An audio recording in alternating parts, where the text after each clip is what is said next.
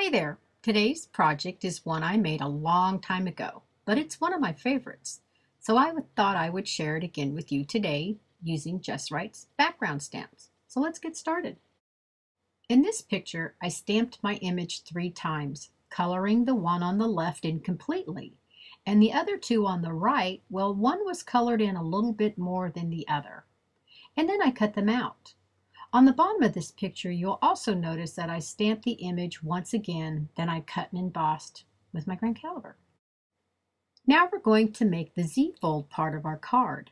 Start by placing your cardstock on a cutting mat, or in this picture, I have my cardstock on my score pal. Make a pencil mark at the 5.5-inch mark on the left, and another pencil mark at 3 inches on the right. Now place your cardstock in your cutter, line up the dots, and cut. This is the beginning of your Z card. Now place your cardstock back on your score pal, making sure that the 5.5-inch side is on the left. Score at 4 inches and again at 7 3/4. Now place your cardstock back on your work area like shown in the picture. With your cardstock facing you like in the previous picture, fold the right side towards the left and then the left back towards the right, and use a bone folder for a nice clean fold. In these two pictures, I wanted you to see that the fold does not go all the way to the corner of the base. That's important because if you do, your fold won't be centered. You might have noticed the cardstock I'm using in this video doesn't match the finished card. That's because I'm going to start stamping, and I want to make sure you can see what I'm doing, so I use darker colors. Okay, this is long, so stay with me, okay? I started with a scratched piece of paper and taped it to my work mat only to protect my surface. Make sure it's straight. Then I taped the bottom of the Z fold to the scratch paper, making sure it was also straight. Then I used another piece of scratch paper for a mask to protect the cardstock because the stamp I'm using is larger than my cardstock project. Ink your stamp and stamp.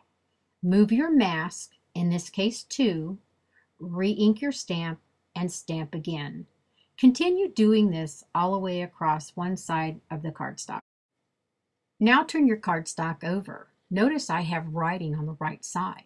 That's the part that's going to be taped to my card base, so I don't need to stamp there.